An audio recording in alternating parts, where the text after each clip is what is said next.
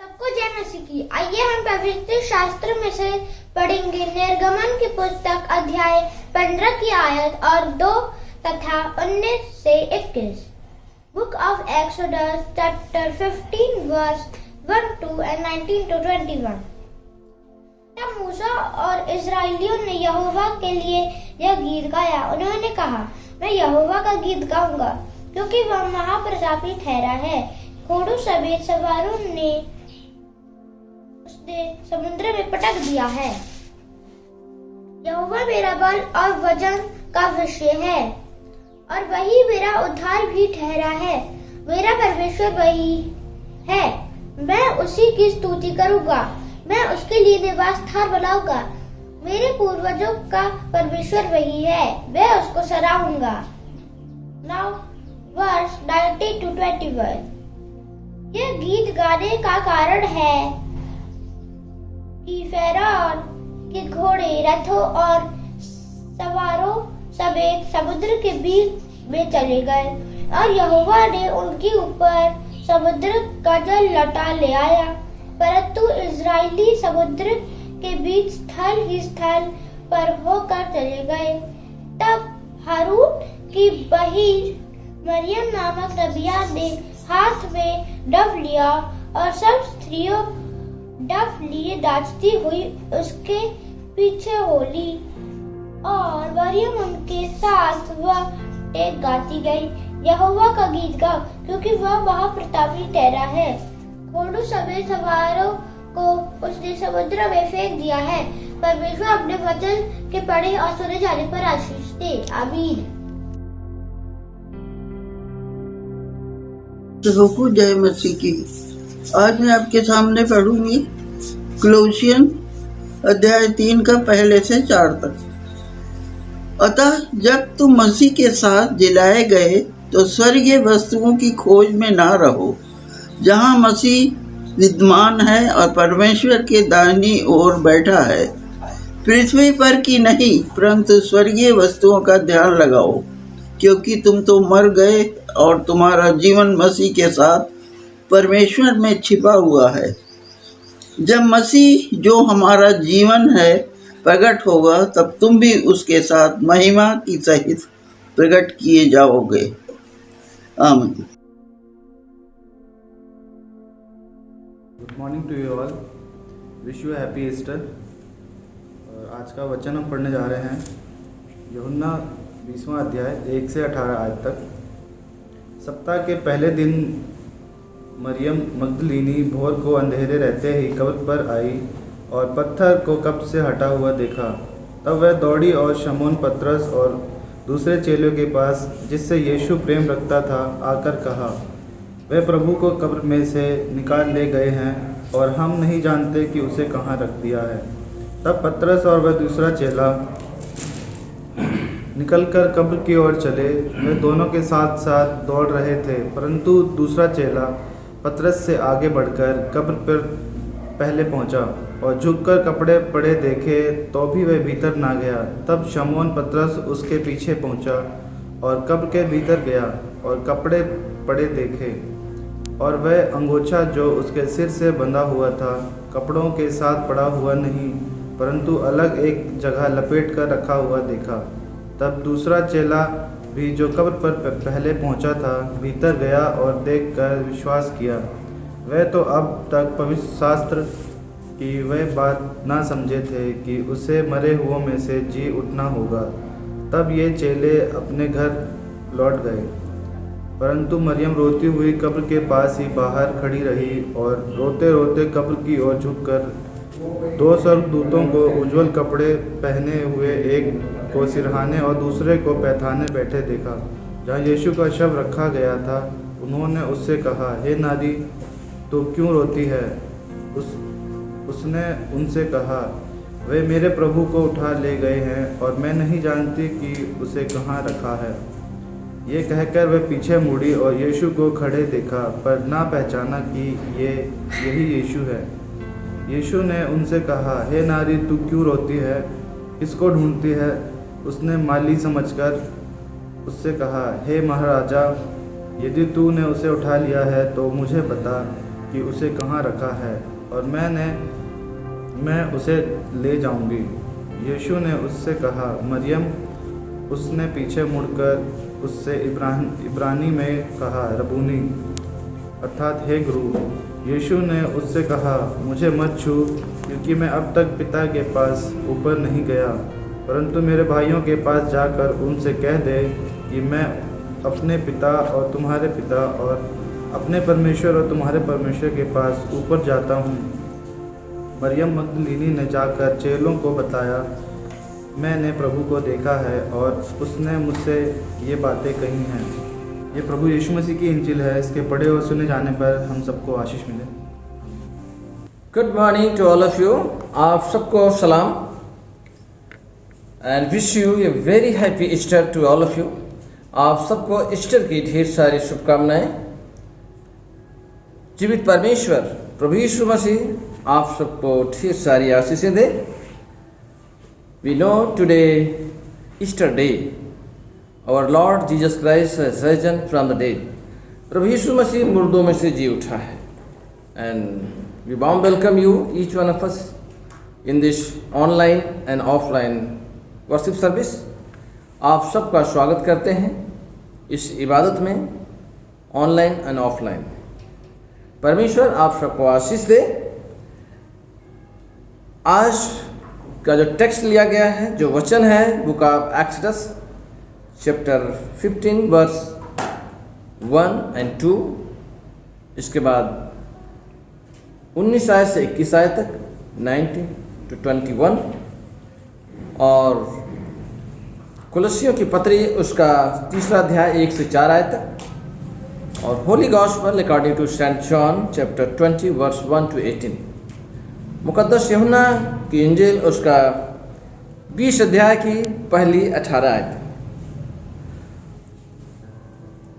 हम इस वचन पर आज चिंतन करेंगे, मनन करेंगे। और एक चीज मैं बता दूं कि आने वाले संडे से हमारी वर्शिप सर्विस 9 बजे होगी, तो हम इस पर भी ध्यान दें। लेकिन आइए हमारा चिंतन मनन प्रभु के इस वचन पर करते हैं। आज ईस्टर क्यों मनाते हैं? ईस्टर क्यों मनाते हैं? Why we are celebrating the Easter? Because our lord Jesus Christ he rose again from the death. प्रभु यीशु मसीह मुर्दों में से जी उठा। और this is the not a myth, यह कोई कहानी, कोई कथा नहीं है। प्रभु यीशु मसीह मुर्दों में से जी उठा। This is the historical event. यह एक ऐतिहासिक घटना है और प्रभु यीशु मसीह की जीवन ही ऐतिहासिक घटना रही है। His birth, his ministry, his work and his crucifixion, his resurrection, that's all events और हिस्टोरिकल इवेंट। ये सारी जो घटनाएं हैं ये सारे ऐतिहासिक हैं, कोई कहानी, कोई कथा नहीं है। अब हम देखते हैं कि प्रभु यीशु मसीह, हमारा जो क्रिश्चियन जो फेथ है, मसीही ईमान, सब कुछ उसके पुनरुत्थान पर टिका हुआ है, उसके रेजरेक्शन पर टिका हुआ है। Our faith depend on the resurrection of Jesus Christ. प्रभु यीशु मसीह पर विश्वास करना है कि वो मुर्दों में से जी उठा है। आज तक दुनिया में कोई ऐसा नहीं हुआ। This is the historical event, ये एक ऐतिहासिक घटना है। लेकिन हम उससे संबंधित कुछ बातों को देखते हैं कि प्रभु यीशु मसीह में कुछ चीजें चंद आए थे। इसका जो पुनरुत्थान है, दिस रिजरेक्शन हमें देता है प्यार, रिजरेक्शन हमें देता है आशा, रिजरेक्शन हमारे लिए ईमान है। ये 3 बातें, प्यार, hope, love, hope and faith. और यहां पर हम देखते हैं जब सबसे पहले मरियम, प्यार कितना है प्रभु यीशु मसीह उससे, मरियम से कितना प्यार करते थे। और you know, first day of the week, today is the first day of the week. this Sunday, and every Sunday is the first day of the week. लेकिन that Sunday, उस दिन की जो पहला दिन था, प्रभु यीशु मसीह की पुनरुत्थान की जो बात थी, वहां पर मरियम मगदलिनी प्रभु यीशु मसीह के कब्र पर आती है। कब्र पर क्यों आती है? That is the reason we must think about that. Why she came to the tomb, his grave, to see the Lord Jesus. वह वहां पर आती है इसलिए कि प्रभु यीशु मसीह उससे बेहद प्यार करते थे। लिखा है कि प्रभु यीशु मसीह उससे बेहद प्यार करते थे, लेकिन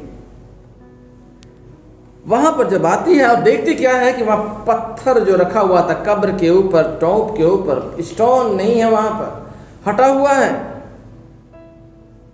उसने देखा, उसको बड़ा आश्चर्य हुआ। What happened? How it happened? किसने इसको हटा दिया है? आप वहां पर देख करके वो घबरा जाती है, हो सकता है वो डरी भी हो, लेकिन उसके अंदर देखिए वो सिर्फ अंधेरा था, उसको कुछ दिखाई नहीं दे रहा था। शायद उसके ईमान में भी कुछ कमजोरी रही होगी। प्रभु यीशु मसीह को देखने के लिए वो आती है। हमारे भी मसीही भाई बहन हैं जो इस दुनिया से चले जाते हैं, जिनकी डेथ हो जाती है, तो तीसरे दिन जाते हैं कब्र पर, बड़ी श्रद्धा के साथ श्रद्धा सुमन अर्पित करते हैं वहां पर। लेकिन यहां पर यह कल्चर वहीं से अडॉप्ट किया गया है। यहां पर भी देखिए, जब वो नहीं देखती है, पत्थर नहीं है, तब उसे लगा, हो सकता है वो डरी हुई, उसके ईमान पर, उसके जीवन में कुछ अंधापन है। अब वो दौड़ी हुई जाती है,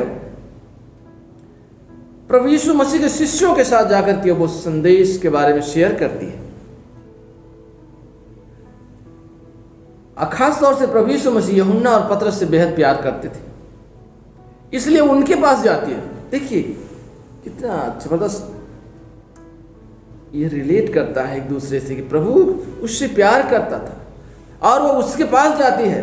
ये खबर, ये सूचना मैं उनको देती हूँ। लिखा है प्रभु बहुत प्यार करता था। और जब वो दोनों, जब प्रभु को कब्र में से बताती है कि वहां प्रभु वो कब्र में नहीं है, empty tomb, he no more there. ये बड़ी सोचने की बात है। ऐसा कभी हुआ नहीं था दुनिया में, ऐसा कभी दुनिया में नहीं हुआ था कि कब्र खाली हो जाए, क्रॉस खाली, क्रॉस पर भी कुछ नहीं है, सभी लोग भय में। लेकिन यहां देखते हैं वो कहती है कि हम नहीं जानती, अपने आप को भी कहती है मैं नहीं जानती, आई डोंट नो क्या हो गया कि हमारे प्रभु को कहां ले गए, प्रभु को कब्र में से निकाल ले गए। जो प्रभु है उसे कौन निकाल सकता है? He is God, who can take him away? He is सर्वज्ञानी, सर्वव्यापी, अंतर्यामी परमेश्वर।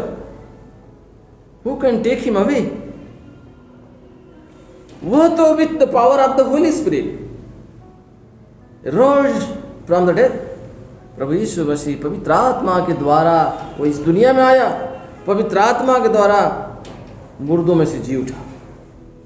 दूसरी बात हम देखते हैं यहां पर उनके ईमान की अब यहां से चमक आ रही है, ईमान में चमक आ रही है। इसकी 20 अध्याय की 3 आयत से 10वीं आयत देखते हैं। पतरस और दूसरा चेला यूहन्ना वो दौड़ रहे हैं प्रभु यीशु मसीह को देखने के लिए कि चलो कब्र की तरफ चलते हैं, लेट्स सी क्या है। दोनों दौड़ते हैं।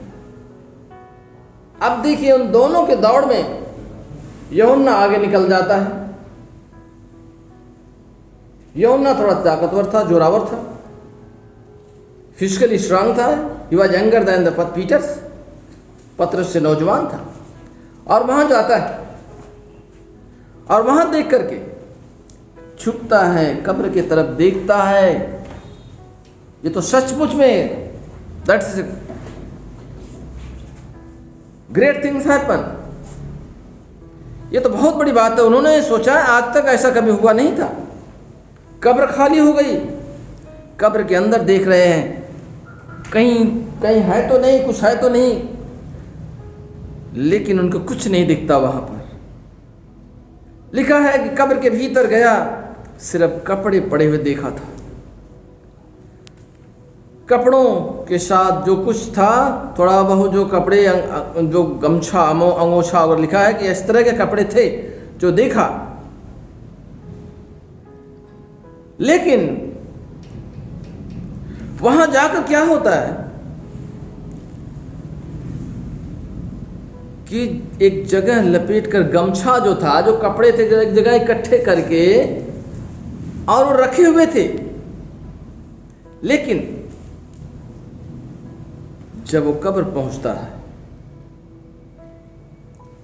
और जब अंदर जाता है तो सबसे पहली बात वो विश्वास करता है, वो ईमान लाता है वहां पर। और जब वो ईमान लाता है तब ये क्या कहते हैं, क्योंकि उन्हें पता नहीं, पवित्र शास्त्र की वह बात न समझे थे।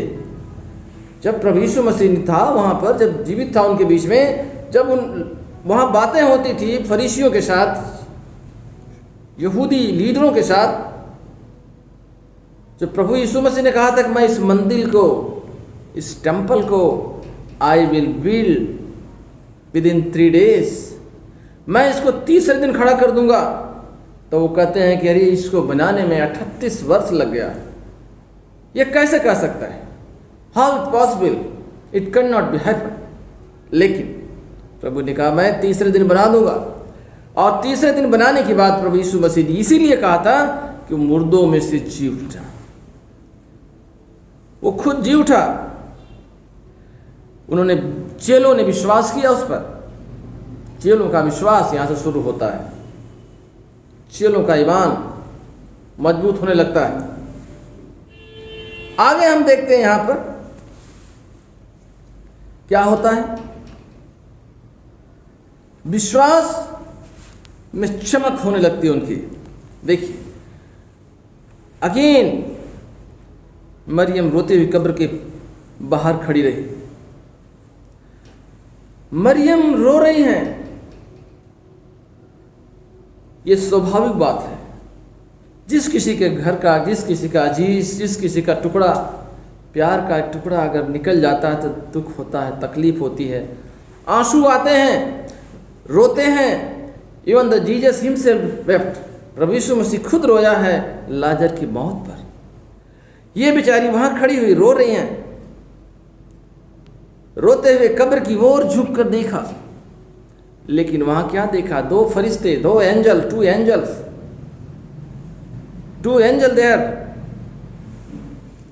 और वो जो कपड़े पहने हुए, वाइट वस्त्र, वाइट क्लॉथ्स, एक पैर साइड में, पैर की तरफ, एक सर की तरफ, जहां यीशु मसीह का शव, जहां यीशु मसीह की बॉडी को रखा गया था। लेकिन देखिए होता क्या वहां पर, आगे की घटना, हे नारी, वही बात, ये नारी देखिए ना तेरा पुत्र है और ये तेरी मां है। प्रभु यीशु मसीह ने क्रास से कहा था, सलीब पर से कहा था। और आज यहां पर फरिश्ते ये आवाज में कहते हैं, हे नारी तू क्यों रोती है, why are you weeping, why are you weeping, she said to them, they have taken away my Lord and I do not know where they have led him। मैं नहीं जानती उसे कहां ले गए, कहां ले गए। और यह कहकर जब पीछे मुड़ी तो यीशु को खड़ा देखा अपने पास, यीशु को खड़ा देखा अपने पास। Somebody is standing behind him, behind her, but she couldn't recognize. उसको पहचान नहीं पाई कि यही यीशु है। उसको पहचान नहीं पाई कि यही यीशु है। यीशु ने कहा, हे नारी, देखिए यीशु मसीह यहाँ फिर अगेन ही सेइंग, हे नारी, व्हाई आर यू वीपिंग? तुम क्यों रोती हो? किसको ढूंढती हो? फिर भी उसके अंदर अभी भी विश्वास की कमी थी। कहती है, मेरे प्रभु को, यानी उन्हें माली समझती है, उन्हें ये नहीं समझती ही हिमसेल्फ चीज, जैसे प्रभु यीशु मसीह मेरे सामने खड़ा है, मुझे माली समझ कर कहती, हे महाराज, यदि तू जानता है, यदि तू उसे उठा लिया है तो मुझे बता उसे कहाँ रखा है और मैं उसे ले जाऊंगी।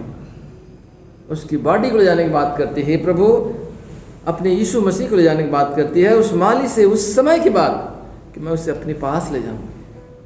कितना प्यार उसका था प्रभु के प्रति। लेकिन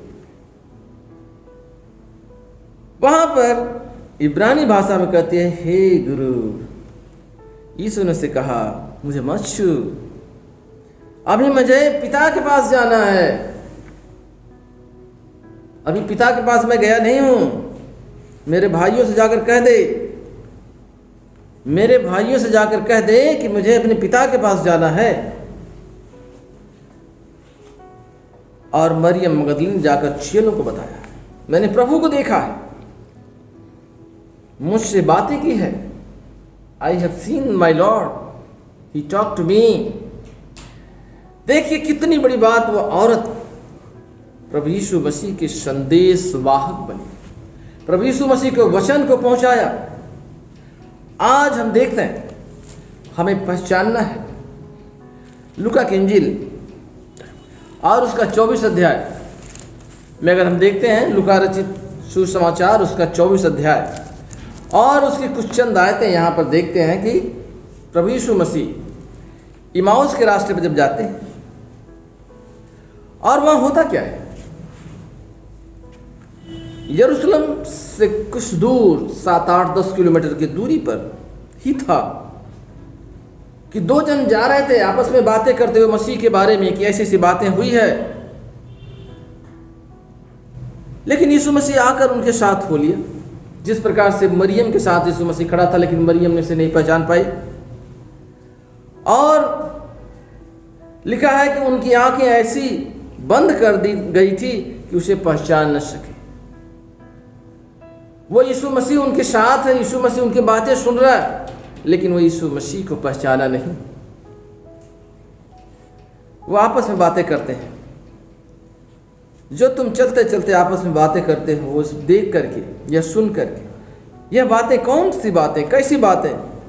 यीशु नासरी के बारे में, वही यीशु मसीह से बातें कर रहे हैं। यीशु नासरी के बारे में जो परमेश्वर और सब लोगों के निकट काम और वचन में सामर्थी नबी था, जिसको लोगों ने क्रूस पर चढ़वा दिया। और हमें आशा थी कि यह इस्राएली को छुटकारा देगा, लेकिन वो औरतें आई थी, कब्र पर गई थी, वो मिला नहीं। उसका शव न पाया तो कहती हुई, यानी हमने फरिश्तों का दर्शन पाया है। ये बातें आपस में हो रही हैं। आज भी ये समय है, आज भी ये टाइम है कि हम प्रभु यीशु मसीह की बातें जरूर करते हैं। हम प्रभु यीशु मसीह की बातें जरूर करते हैं, प्रभु यीशु मसीह हमारे साथ जरूर खड़ा होता है, लेकिन हम उसको पहचान नहीं पाते हैं। ये ईस्टर, ये पुनरुत्थान पर्व हमें यही चीजें याद दिलाता है कि वह मस्ट सी गॉड, प्रभु यीशु को पहचाने, प्रभु यीशु को जाने, प्रभु यीशु मसीह के वचन को देखें। अगर वह प्रभु यीशु मसीह के वचन को अगर हम नहीं पहचान सकते, नहीं जान सकते, तो समझिए कि आज भी हमारे ईमान पर कहीं न कहीं अंधापन है, हमारा ये विश्वास कहीं न कहीं धुंधलापन है।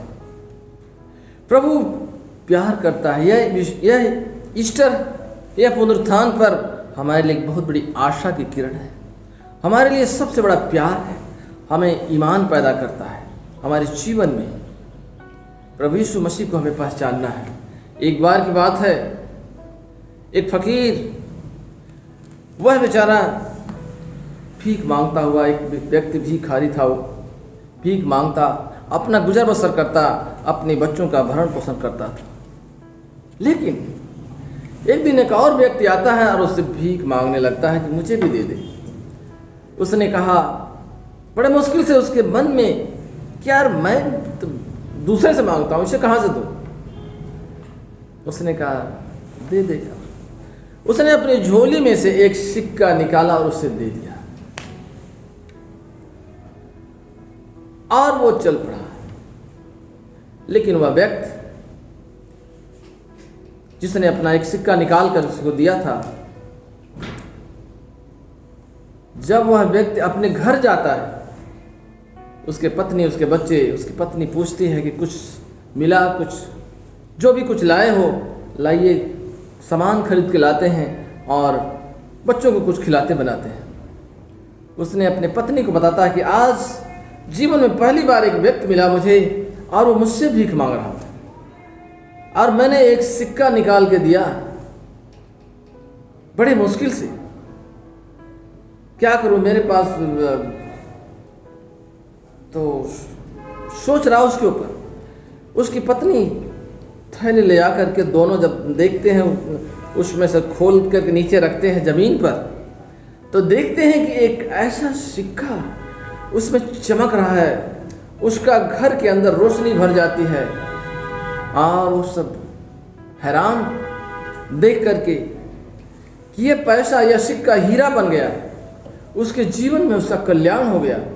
कह रहा है, अपने सर पर हाथ रखता है कि काश मैं अपना सब कुछ उसको दे दिया होता तो शायद मुझे जीवन में दोबारा से भीख नहीं मांगनी पड़ती, दोबारा से ये काम नहीं करना पड़ता। वह तो कोई भिखारी नहीं था, वह एक खुदा था मेरे लिए, वह एक मेरे लिए प्रभु था, मुक्तिदाता, जीवन दाता। वो मेरे लिए जीवन देने लिए आया था, लेकिन हम उसे पहचान नहीं पाए। आज भी हम सभी लोग सचमुच में उसे पहचान नहीं पाते हैं। हम जरूर बात करते हैं, आज व्हाट्सएप यूनिवर्सिटी के माध्यम से बड़ी बड़ी बातें होती हैं, बड़े बड़े मैसेज भेजते जाते हैं, क्योंकि व्हाट्सएप यूनिवर्सिटी एक ऐसी यूनिवर्सिटी है जिसे किसी कोर्स करने की जरूरत नहीं है। प्रभु यीशु मसीह खड़ा हमारे साथ, प्रभु यीशु मसीह हमारे बीच में, लेकिन हम उसे नहीं पहचान पाते हैं। इसलिए आज हमें यही चीज़ें सीखना है कि प्रभु को पहचाने, उसको जाने, उसको अपनाएं और उसे आशीष पाएं और दूसरों के लिए आशीष बने। God bless you all. सबको जय मसीह की। आइए हम अपने ईमान का इकरार करते हैं। मैं खुदा कादिर मुतलक पर ईमान रखता हूँ जो आसमान और ज़मीन का खालिक है। मैं यीशु मसीह पर ईमान रखता हूँ जो खुदा का इकलौता बेटा और हमारा खुदावंद है। रूहुल कुद्दूस के कुदरत से पेट में पड़ा, कुमारी मरियम से पैदा हुआ, पुन्तियुस पिलातुस के अहद में खुदा दुख उठाया, मसलूब गया, मर गया और दफन हुआ, आलम अरवाब में उतर गया, तीसरे दिन जी उठा, आसमान पर चढ़ गया और बाप के दाहिने बैठा है। वो जिंदों और मुर्दों का अदालत के लिए फिर आएगा।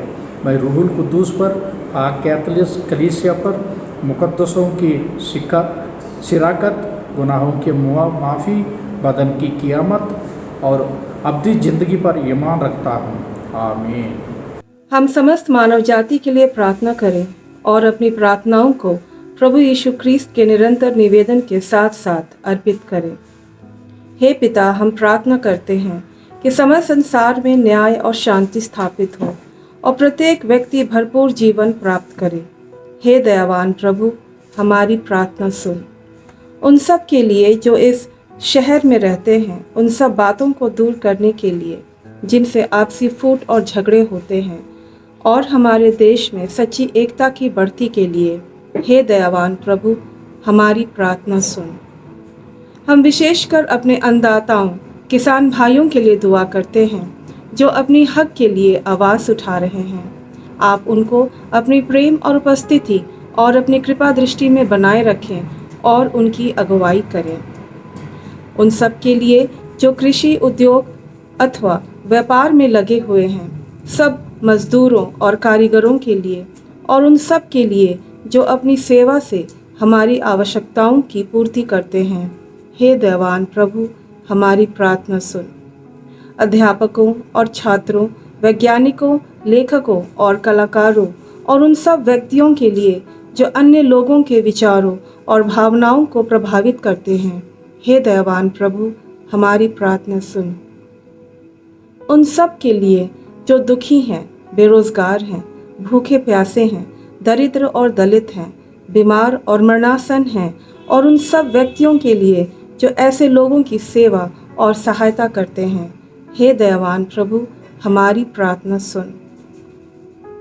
हमारे तथा अन्य देशों के सब शासकों के लिए, विशेषकर हमारे राष्ट्रपति, प्रधानमंत्री, इस राज्य के राज्यपाल और मुख्यमंत्री, और उनके लिए भी जो लोगों पर किसी प्रकार का अधिकार रखते हैं।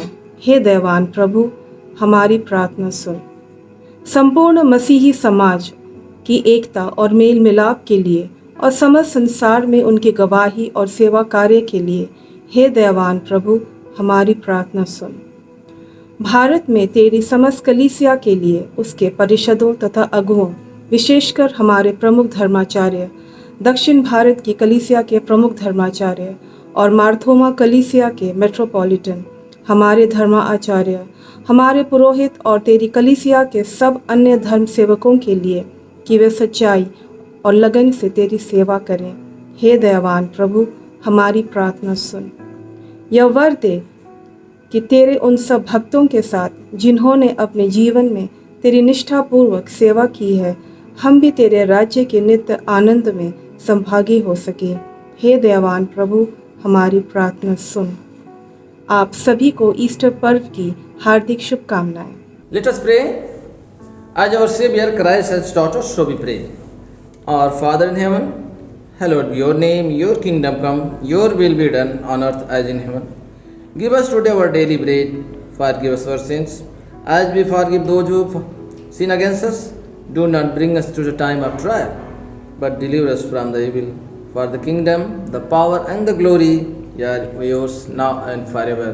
Amen. The peace of God, which passes all understanding, keep our heart and minds in the knowledge and love of God and of His Son Jesus Christ our Lord. And the blessing of God the Mighty, the Father and the Son and the Holy Spirit be among you and remain with you all always. Amen.